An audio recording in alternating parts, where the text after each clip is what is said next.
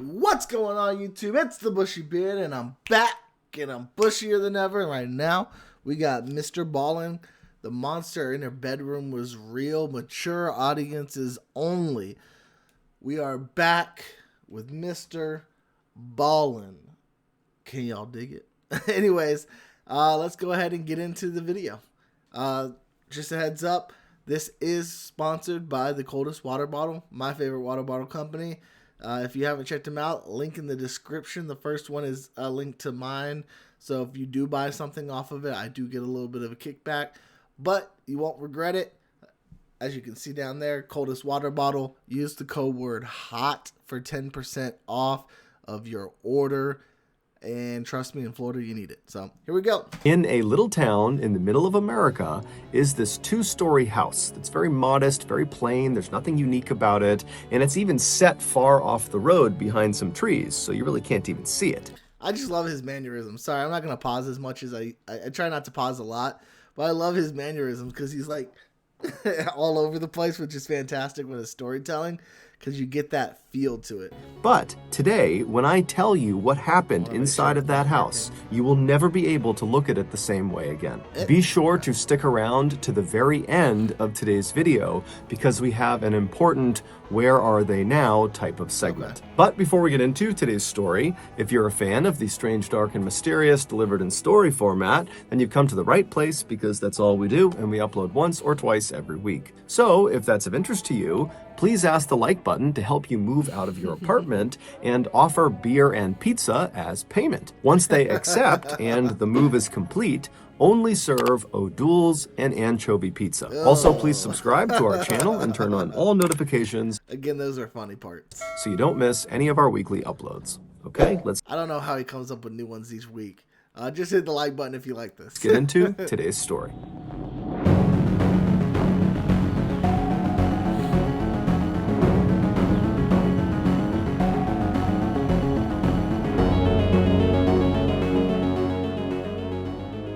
Located in the middle of America is a little town called Hartford, Wisconsin. Downtown, they have the biggest automobile museum in all of Wisconsin. They also have a bowling alley called Dave's Lanes, which sells cheap beer and the best frozen pizza in town. Around the corner from the museum and Dave's Lanes are two other very popular local spots. One is called Scoop DeVille, which is an ice cream parlor that's themed like it's the 1950s, and they specialize in raspberry sundaes. And the other popular spot is called the Mine Shaft, and it's this big family-friendly restaurant that offers comfort food and arcade games. On warmer days, you can find residents of Hartford out on the many walking trails of Woodlawn and Willowbrook, which are two big, very well-maintained parks that are right outside of the downtown area. And on virtually any day, whether it's warm or cold, you can find Hartford residents packed into the Shower Arts Center, which is a local theater, to watch the local theater troupe perform. But none of these attractions are why anybody knows about Hartford, Wisconsin. The reason we know about Hartford, Wisconsin is because of Jessie Blodgett. Jessie Blodgett was a miracle. Oh, I see Arthur in the background. Arthur the Aardvark. She was born just outside of Atlanta, Georgia in 1994 to her loving parents, Buck and Joy Blodgett.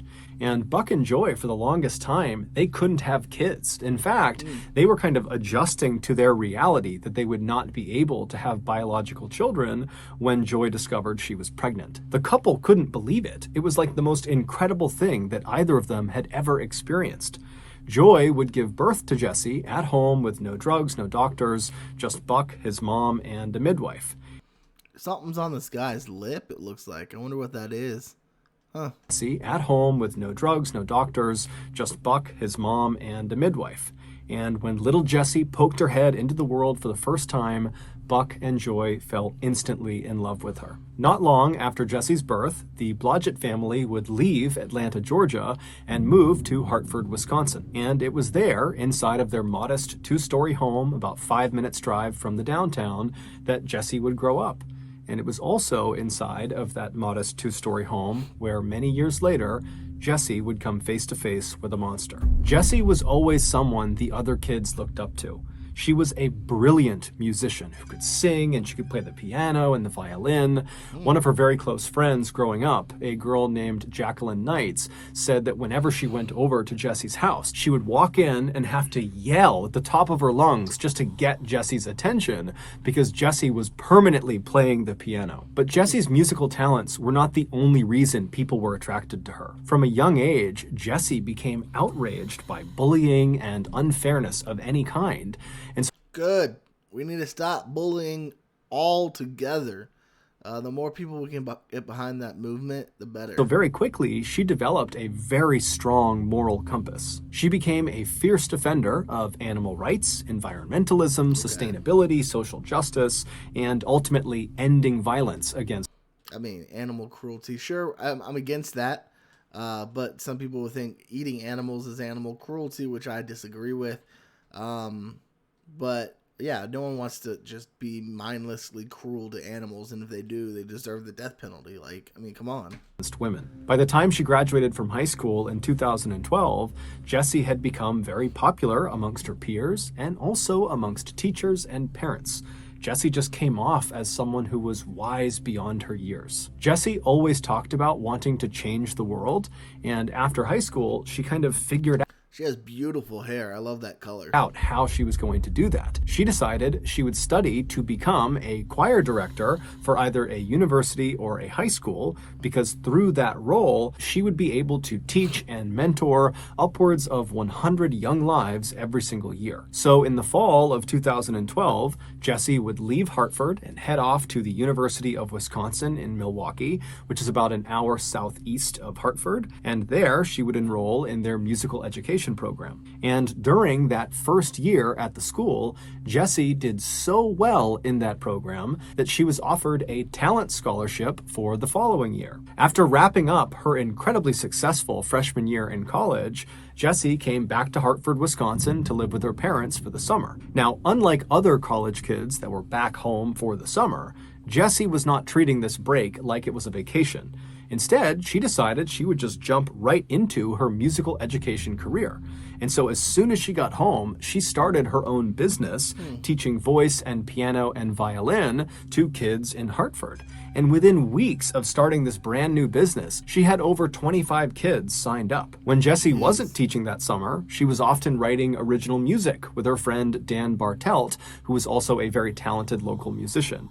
That's very, like, go-getter-ish. Like, she's very entrepreneurial, very smart, very intuitive, but she also has that drive to do stuff that many people do not. So, like, starting your own business, that takes a lot of drive and will and sacrifice. So that's pretty awesome. Or when she wasn't doing that, she was rehearsing at the Shower Arts Center, where that summer she had auditioned for and landed a central role in that summer's musical, The Fiddler on the Roof. Okay. Jessie was the fiddler, and she was very excited about this. The musical opened to a packed house on Friday, July 12th at 7:30 p.m., and Jessie and the rest of her cast were incredible.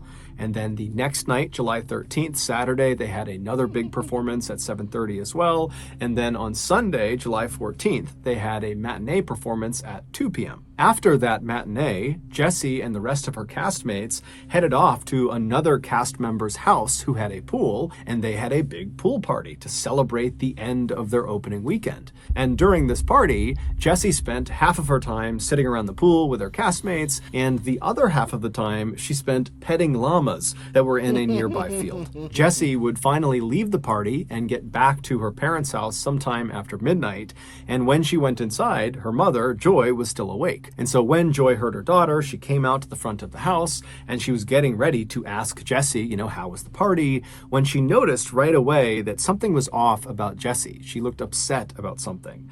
And so Joy asked her, are you okay? And so Jessie looked like she was about to maybe go into a lengthy explanation about why she was feeling the way she was feeling. But ultimately, Jessie just kind of stopped herself, and in a tone that was less upset and more just annoyed, she would tell her mom, the guys in the cast. There are these two older guys that were kind of hitting on me, and those are my friends, and I felt like they were crossing the line, and it was just totally uncomfortable. And so Joy began asking some follow-up questions to get a sense of, how serious this As moms should do. was, and it just seemed like it wasn't that serious. And pretty quickly, the two women said goodnight to each other, and they both retired to their rooms to go to bed. The next morning, Buck and Joy got up fairly early, around 7 a.m., and Jessie, she stayed in bed because her only commitment that day was a lesson she was teaching one of her students at around noon, and they'd be coming by the house for that lesson. And so her parents knew she was sleeping in, and so Buck and Joy, they're kind of going about their morning routine. Buck left ahead of Joy, probably around 7 or 7:30, and Something already happened. Usually when people are leaving, people letting people sleep in, something has already happened. then at 8 a.m., Joy, right before she left the house, she brought some laundry up to Jessie's room. And so she opens Jessie's door, she goes inside, Jessie's asleep, and Joy, she puts the laundry down, and she considers going over and waking her daughter up just to say good morning and maybe goodbye.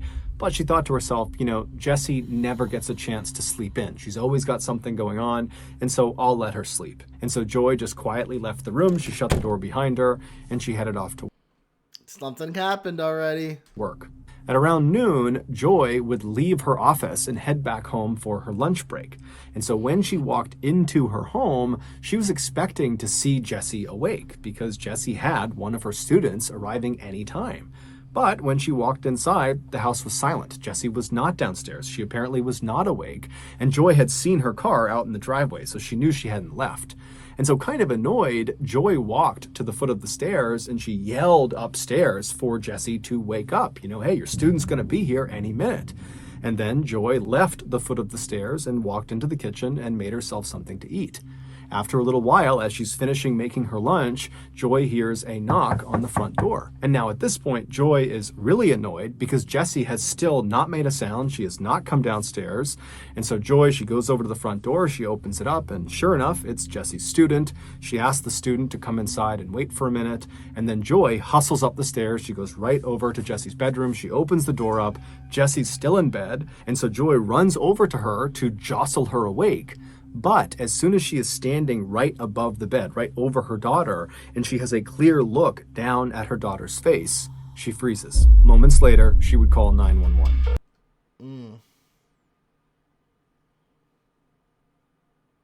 That's tough. Oh my God. Hartford 901, what's your emergency? My daughter is blue. I went to wake her up, and I just got home from lunch, and she won't wake up. She's oh 19. my God. Okay, hang on just a second.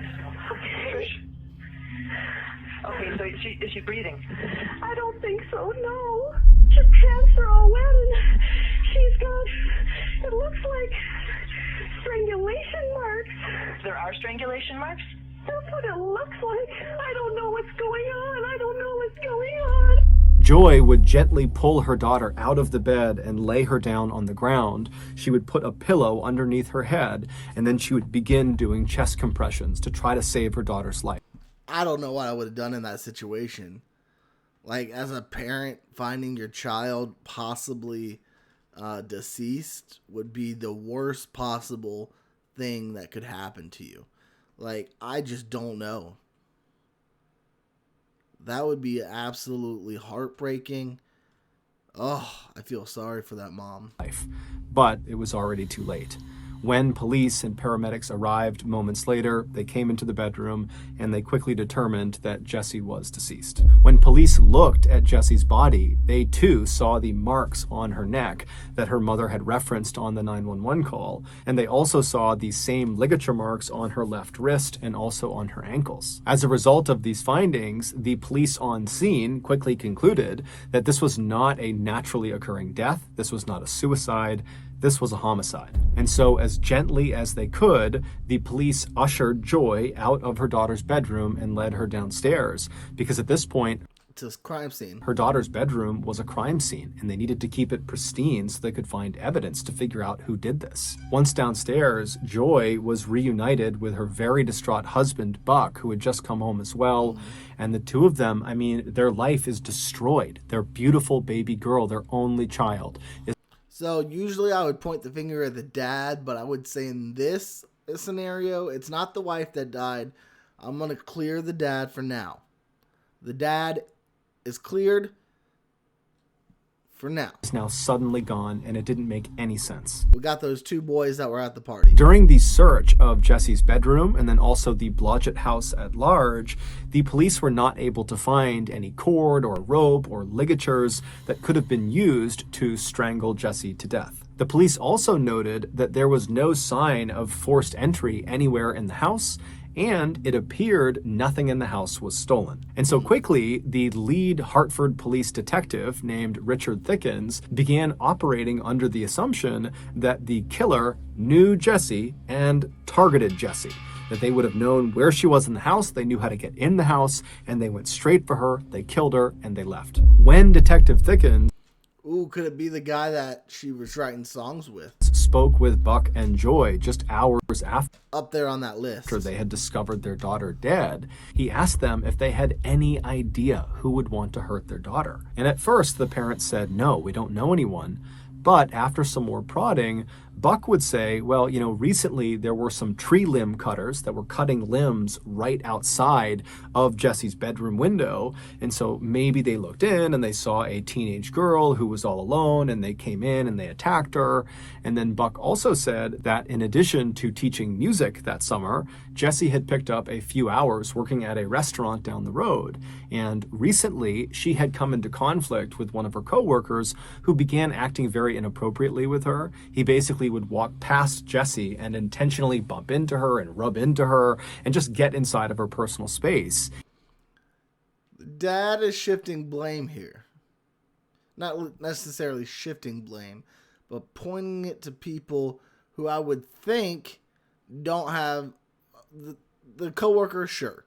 But the tree limb people, that's a stretch. And this coworker was aware of the fact that Jesse was really upset and had already told her family. And so perhaps this coworker was disgruntled and was Want to go to the family house? seeking revenge. Also, Joy would point out to the detective that the night before, when Jesse came home, she had seemed really upset about something. She had said it was about these two guys that, were hitting on her at the party, and it made her uncomfortable. But Joy and Jesse didn't really get into it. So there was something obviously on her mind the night that she was killed. Following this discussion, Detective Thickens would go out and track down those tree trimmers. He would also track down the co-worker at the restaurant, and he discovered that they had rock-solid alibis and they were ruled out as suspects. As for the two older guys, the cast members from the pool party that had made Jesse uncomfortable, Detective Thickens found them, and he very quickly ruled out one of them, but he was not able to rule out the other. His name was Randy Talley. When Detective Thickens spoke to Randy on July 15th, the day that Jesse was found, Randy would deny having anything to do with Jesse's death. When Detective Thickens asked him, where were you the night before after the cast party? Where'd you go? Any guilty person would deny it. So would innocent people, obviously, but still. And then where were you this morning? Randy would tell him that after the party, he went back to his apartment, and that is where he has been the entire time until right then. When Detective Thickens asked him if there was anyone that could corroborate his story, Randy said no, he was alone in his apartment the entire time. Shortly after speaking with Randy, the police were still searching Jesse's bedroom for evidence, and they discovered her diary. And her final entry in this diary only made Randy seem more suspicious. All right, so here we go. Always keep a diary. Rule number one for my daughter, she will keep a diary, so that way if she's murdered, we know what happened. Despite downplaying the incident that Jesse had had with these two older cast members at the pool party, after Jesse had spoken with her mom briefly when she got back from the party, she had gone up to her room and then made this final diary entry. And in it, she talks about being really upset about what these two guys had done to her. She said that I think I'm being corrupted. Certain men are talking about taking what should be platonic love and something into a competition, okay, wherein they something to or not. Something way follows. I'm furious at Randy for being flirtatious, although I'm not sure that's fair. At times something innocent. I am not helpless. I am making the choice to defend my relationships more clear, or define my relationships more clearly to keep things simpler. I appreciate the loving support of those in my life. I will recognize problems and confront them without fear. These two guys were corrupting her, and that they were taking what should be God with me. platonic love and perverting it into a competition. Okay. Her closing lines seemed to indicate that she might have been expecting some sort of future confrontation with these two guys. The lines read, "I am not helpless. I will recognize problems and confront them without fear. God be with me." Between Randy's lack of an alibi and then Jesse's kind of ominous final message that seemed to be talking about Randy, Randy quickly became the primary suspect in this murder investigation. But Randy's cell phone records indicated that he had not had any interaction. It would be too easy if it was one of those two. I'm going to go with either the guy who writes songs or Dad. Calls, no text I don't think messages it's Dad, though. with Jesse leading up to her death, and around the time in the morning of July 15th when she would have been killed, Randy's cell phone was in his apartment, far away from Jesse's house. And so while this didn't definitively mean that Randy could not have killed Jesse because he could have just left his cell phone at his apartment when he carried out the attack, what it did mean was there wasn't any real evidence to support the idea that Randy killed Jesse. And so the Hartford police had to go back to the drawing board and try to find new leads to chase down. And on July 16th, just 24 hours after Jesse was discovered, the police would get a huge lead. Because I feel like the only reason he mentioned the guy that writes songs is because he's the killer. Before we finish our story, I want to tell you about today's sponsor, Current. Given the chance that I wanted to screw with your sock drawer, Current was built from the money fast for a bunch of perfect fees, savings plan 4% a than the American, and then request $500. Use code Mr. Ballin Money and request $500 from Current tag tilde Mr. Ballin. So there you go. $100 from my current tag, which is just Mr. Ballin, and include in your request your best like button gag. We will feed Mr. Ballin money. Go download Current. 3 days before Jesse was killed, a young woman about the same age as Jesse, named Melissa Richards, decided to take her dog for a walk in a park in Richfield, Wisconsin. Beautiful dog. Which is a small town about 10 miles southeast of Hartford. When Melissa pulled her car into the dirt parking lot that connected to the walking trail she intended to go on, she noticed there was only one other car parked in this lot, and it was immediately on her left, pointed nose away from the entrance. It was this blue minivan. And so as she's driving in, she looked over at it and she noticed the driver had their legs poking out of the driver's side window as if they were laying down across the front seats. And so this didn't really matter to Melissa, but she definitely took note of this person in this van. And so she drives past to Melissa's side window. Photo of Melissa pointing where, as if they were laying down across the front seats. And so this didn't really matter to Melissa, but she definitely took note of this person in this van. And so she drives past the blue van on her left. She drives all the way across to the other side of the dirt lot.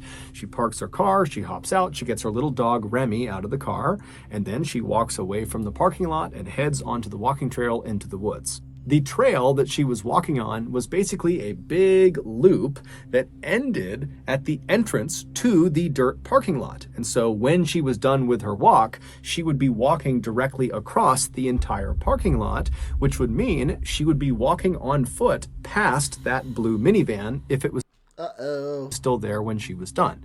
And so Melissa does a 30-minute loop. She gets all the way around and she reaches the entrance to the parking lot, and she sees the blue minivan is still parked where it was, except the driver no longer has their feet poking out of the window. Now she can't see if there's anybody in the van at all. And so Melissa, again, she's not really thinking about this. It's crossing her mind, but she's not on edge about this van. And so she lets go of the leash of Remy, and Remy starts running to the car, and Melissa pulls out her key fob, and she opens up the trunk to the car. And so Remy runs over, he leaps into the car, and then Melissa just continues to walk across the lot towards her vehicle. And when Melissa walks just far enough that she is past the blue minivan, she turns to look at it, and she sees the person who had been sticking their legs out of the window, the driver, is now sitting in the passenger seat of the blue minivan. The door is open, and this person is sitting there staring at Melissa. And so Melissa, she makes quick eye contact with this person and immediately averts her gaze. She doesn't want to be rude, and she just keeps on walking towards her vehicle. But again, she's not worried about what's happening with this van. She's just aware. I mean, I would be worried at this point. I'm not going to lie to you. I would be, what's going on here? I would be worried Of this person and this van. But after averting her gaze, she hears the sound of someone running towards her from behind. See? And so she whips her head around and she sees the same person who was sitting in the passenger seat, the driver of this van, has run up to her. And as soon as she turned around to face this person, they came to a complete stop and they were just staring directly at Melissa. They were only about 10 feet apart. And Melissa kind of reflexively said, "Oh, you scared me." And then Melissa just turned her back on this person and continued walking towards her vehicle. I mean, come on, Melissa. Come on. Use common sense here, Melissa. Use common sense. And after taking only a couple of steps, once again, she heard the sound Common sense. of this person behind her start running towards her. And immediately she whips her head around again and again. This person comes to an abrupt stop as soon as Melissa's looking at them. Except now Melissa knows something's not right. And Good. worst of all, she looks down, and in this person's right hand by their hip is a knife. A split second later, this person charges Melissa. They tackle Melissa to the ground. Melissa smashes down onto her stomach, and she's pinned on her stomach. And this person, they attempt to stab Melissa, but Melissa fights back like mad. She turns over and she grabs the blade of the knife, and she wrestles it away from her attacker, and she pulls the knife under her body, and she puts it under all of her weight. Good job, Melissa. What a badass. And the attacker is so surprised that this has happened, they actually stop for a second before kind of reaching down and trying to yank the knife out from underneath Melissa, but Melissa is not letting it go. And so finally, the attacker just kind of sits up on her back and says, "Can I just go?" And Melissa says, "No." But at that exact moment, the attacker leapt up and started running back towards the blue minivan. And so Melissa, she's not waiting around to see what they're going to do. And so she jumps up. She's still got the knife in her hand. Her hands are completely ruined. Melissa runs to her car. She leaps inside. She throws the bloody knife onto the floorboard of the passenger seat. After making sure Remy is in the car with her, she shuts the back hatch. She locks the doors, and then she turns around and she sees her attacker in the van peeling out of the lot, driving away. And so Melissa is relieved, but she also just wants to get the heck away from where she is right now. She's totally alone. And so she fires up her car and she drives to the hospital. After getting 15 stitches to repair the 3 very deep I mean, what a badass.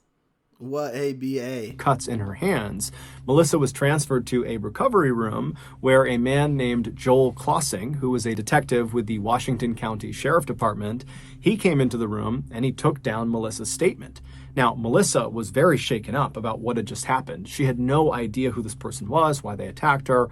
But despite being shaken up, Melissa had the most incredible memory of the event. She knew exactly.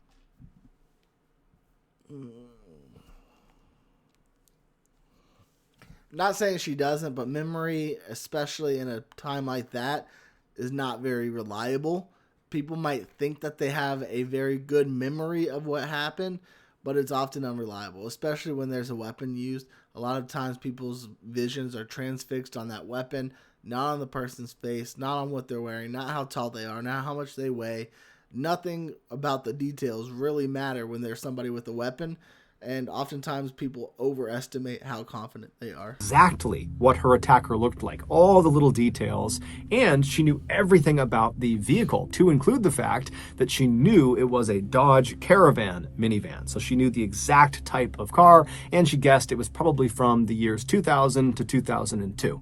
And so Melissa gives this incredible statement, and Detective Klossing, he goes back and he has a composite sketch made of the attacker, and then on this sheet that showed the attacker, there was a description of the vehicle and where it was located and some details of the case. And so Detective Klossing releases this sketch and the information to the media, and he puts it around town, and he's expecting someone in town to know who this person is because the description is so good. And someone would come forward. On July 16th, so one day after Jesse had been killed, a deputy from the Washington County Sheriff Department, he came forward and said, "Hey, I saw your flyer and I read the description Melissa gave about the type of vehicle this person was using, and I have seen that vehicle parked in the exact same spot in that park. I was there a couple of weeks ago. I saw it there. There was something weird about it. The driver was acting strange. And so I actually ran the license plates to see if there was some outstanding warrants or something going on with this person. But after I ran the plates, nothing came up. And so I kind of just forgot about it. But now I've read this description and I'm pretty convinced it's the same exact vehicle. And so I can pull those plates that I ran and we can see who owned that vehicle, and maybe it's a match." And so the deputy, he pulls up the information that he had pulled from the license plates of the van he had seen a couple of weeks earlier. And when they looked at the owner of that minivan, there was just no way they matched the description that Melissa gave. It just Maybe she gave the wrong description. could not be the same person. And so briefly, Detective Klossing and the deputy believed that, okay, it was just some big coincidence that a very similar blue minivan was parked in the exact same spot a couple of weeks apart. But when Detective Klossing looked a little bit deeper into who the owner of that vehicle was, he would discover they had a relative that matched exactly the description that Melissa gave of her attacker. And so on the afternoon of July 16th, so one day after Jesse has been killed, Detective Klossing tracks down the phone number of the relative who looks exactly like the attacker, and he punches that number into his cell phone and he put the phone to his ear. At the same time, 10 miles to the northwest, Buck and Joy Blodgett were hosting a vigil for their daughter in their home. And so all of Jesse's very close friends and family, they were all there in the living room, and they were sitting around in a big circle, crying together, grieving together, and then also sharing their favorite memories of Jesse. And so while they're all doing that, a phone starts to ring inside of the circle. And the owner of that phone, 19-year-old Daniel Bartelt, who was a very close friend of Jesse's and who had spent much of that summer coming over to the Blodgett household to make original music with Jesse. Who called it?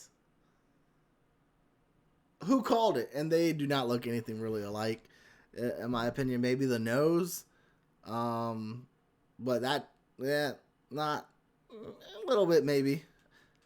He stands up and he walks quietly away from the group, and then he answers the phone, and it's Detective Klossing asking Daniel to come into the station to talk about Melissa Richards. Daniel would make his way to the police station that afternoon, and he would be interviewed by Detective Klossing and another detective. And even though they had brought Daniel in to talk to him about Melissa Richards, it was not lost on these detectives how strange it was that Daniel is at the home of a recently murdered young woman where that case is unsolved, and he is now the suspect of another attack on another young woman that happened only a couple of days earlier and only a couple of miles away.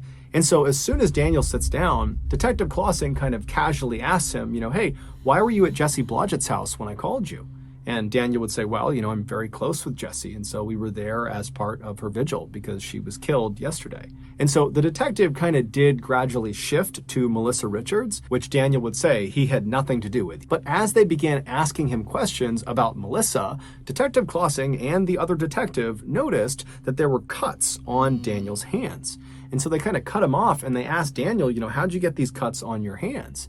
And Daniel was very quick to say, well, I got them at work. A screw kind of jutted out and cut my hands. I move inventory around in a back room of an engineering company. That's my job. And, I just cut my hand at work. And so at that point, the police began really asking very pointed questions about exactly how he hurt his hands and what exactly did he do at his job. And at some point, when it just seemed like there was something off about his story about how he hurt himself, one of the detectives just says to Daniel, if I were to call your employer, this engineering company, would they say you, Daniel, are currently employed with them? And Daniel, he kind of paused for a minute and then said, no, I actually lost my job several weeks ago. And so now the detectives knew he had to be lying about how he cut his hand. You're not smart, Daniel. You're not smart. First of all, you messed up. Ask, am I being detained? I need a lawyer present. I am not talking without my lawyer. Number one thing, never talk to cops without a lawyer. Simple. Because he's just told them that he heard it at work recently, but he wasn't employed recently. And so Detective Clausing kind of leans in and says, Daniel, so how'd you really hurt your hand? And so Daniel, he begins talking about how he cut it cooking. And Detective Clausing is like, Daniel, nobody would lie about cutting their hand cooking. So why don't you just tell us the truth? And amazingly, Daniel would. He would admit, after some serious pressure, that he hurt himself attacking Melissa Richards. He told detectives that after he lost his job a few weeks earlier, he didn't want his parents to know he had lost his job, and so he had just continued getting up early and leaving the house and coming back later in the day, kind of acting like he had been at work all day, when in reality all he was doing was driving around town and sometimes going to parks and just sitting in parking spots in parks. And so on July 12th, the day that Melissa was attacked, that's exactly what Daniel was doing. He was pretending to be at work by sitting in that parking space in that dirt lot in Richfield, and at some point he saw Melissa and he decided he just wanted to attack her. He told detectives that recently he had become overwhelmed in college, and so he had dropped out, and then he lost his job, and so combined he was just feeling kind of scared of life. That's how he described it. And so he wanted somebody else to feel scared too, and so that was why he said he attacked Melissa. But despite admitting to this vicious, violent crime against Melissa Richards, Daniel, when asked if he had any connection to the Jesse Blodgett murder, he would say, absolutely not. I love Jesse. I would never hurt her. But when Detective Clausing reached out to Detective Thickens of the Hartford Police and told them you should look at Daniel as a potential suspect in your murder case, it would quickly come to light that Daniel was lying again. Daniel was raised in a good, loving family. He was extremely smart, straight-A student. He was an incredible musician, and he was really well respected by his peers and even by his teachers and other instructors. I mean, this was a kid who had everything going for him. But something went wrong with Daniel, and no one knows exactly why. Shortly before he attacked Melissa, Daniel had become obsessed with killing and death and murder. Kind of a bad thing to be obsessed with. Just gonna say, legally terrible thing to be obsessed with, morally terrible thing to be obsessed with. Just find a different exception. His internet search history shows that he spent a lot of time looking for actual snuff videos online. Those are videos of actual murder.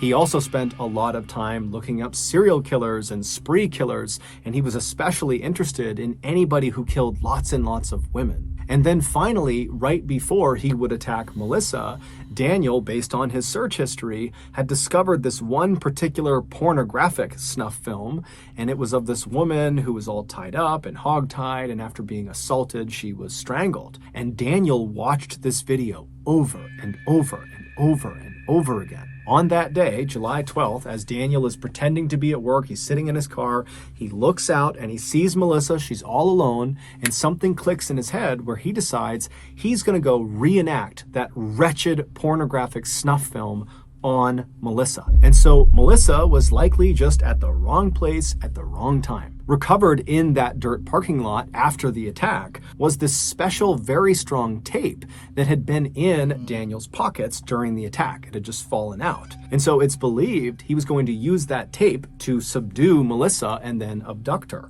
But obviously Melissa fought back and Daniel got spooked and ran off. 3 days later, on July 15th, it's believed that Daniel decided he wanted to try again. He wanted to act out this pornographic snuff film, but in real life. And this time, he wasn't going to leave it up to some random victim.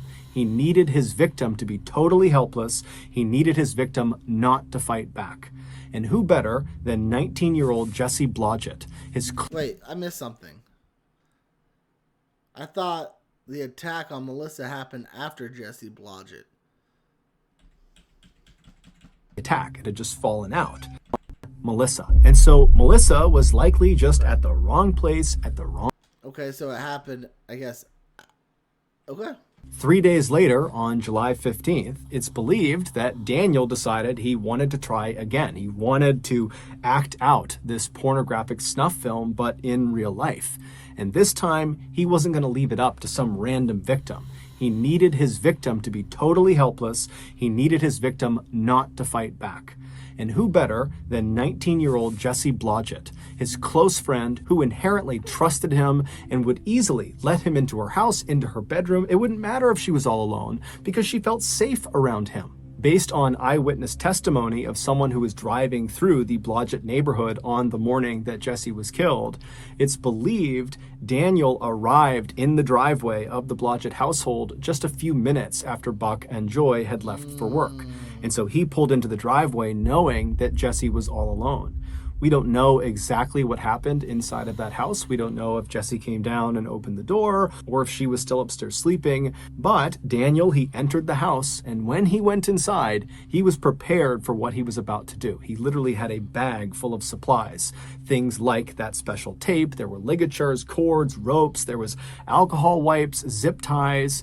And so he makes his way upstairs to Jesse's bedroom, and then once he's in there, we don't know if Jesse was awake or sleeping at this time, but either way, Daniel jumped on top of her and immediately put a homemade ball gag into her mouth and then wrapped that special tape around her head to make sure the gag stayed in her mouth. And then once she couldn't make a sound, he bound her wrists and her ankles and he hogtied her, and then he viciously assaulted her. And then after he was done, he wrapped some cord around her neck and he strangled her to death. After she was deceased, Daniel attempted to clean her body with some alcohol wipes, and then after that he kind of repositioned her in her bed with the covers up over her to give the appearance that she was still sleeping to her parents when they inevitably would find her. Then Daniel rounded up all of his murder supplies back into his bag, except he did accidentally leave one of those special rolls of tape underneath Jesse's bed, and then he slipped out of the Blodgett household, and then he drove to Woodlawn Park, where he disposed of his supplies into one of the trash cans. The next day, at Jesse's vigil, Daniel would attend, and according to the other people that were there, Daniel was by far the most talkative person in that circle. Absolutely terrible.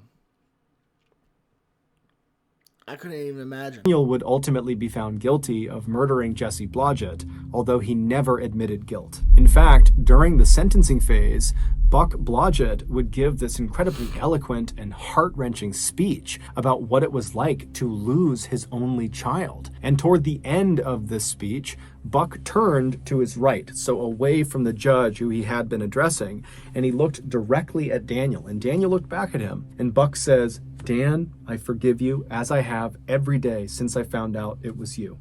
And then a few moments later, Buck would also say to Dan, "Dan, not only do I forgive you, but I love you." But when Daniel got his turn to stand up and say something on his behalf, I mean, that's absolutely powerful.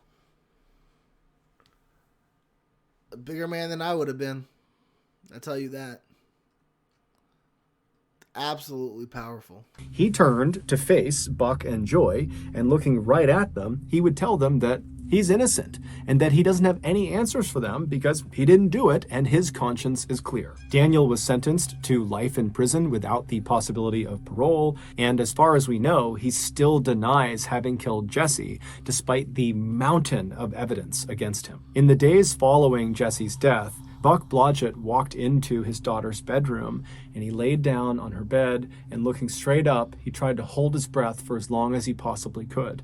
And as he began to struggle, he started to imagine what it was like for his poor daughter in her final moments as she's being murdered, and it just crushed him. He thought to himself, I wasn't there for my little girl when she needed me the most. But instead of just carrying that terrible burden around with him for the rest of his life, Buck and his family decided they had to do something to honor their daughter's memory and maybe even change the world, which was something that Jesse always talked about wanting to do. And so Buck would go on to start the Love is Greater Than Hate project, which is this incredible... I've heard of that. That's crazy. Incredible charity whose mission is designed to end male-on-female violence and to inspire love over hate. Buck's charity is a recipient of a Mr. Ballin Foundation grant, and if you have been moved by the story in some way, I would highly encourage you to contribute to Buck's charity. You can find the link to their website below where you can donate. So that's going to do it. If you got something out of today's episode and you haven't done this already, please ask the like button to help you move out of your apartment and offer to pay them in beer and pizza. Oh, I thought they were, I guess that was what they're doing now. Okay. Yeah, that was crazy. I definitely am going to donate. I'm going to do that off camera so you guys can't see my credit card stuff, but that's absolutely a crazy story.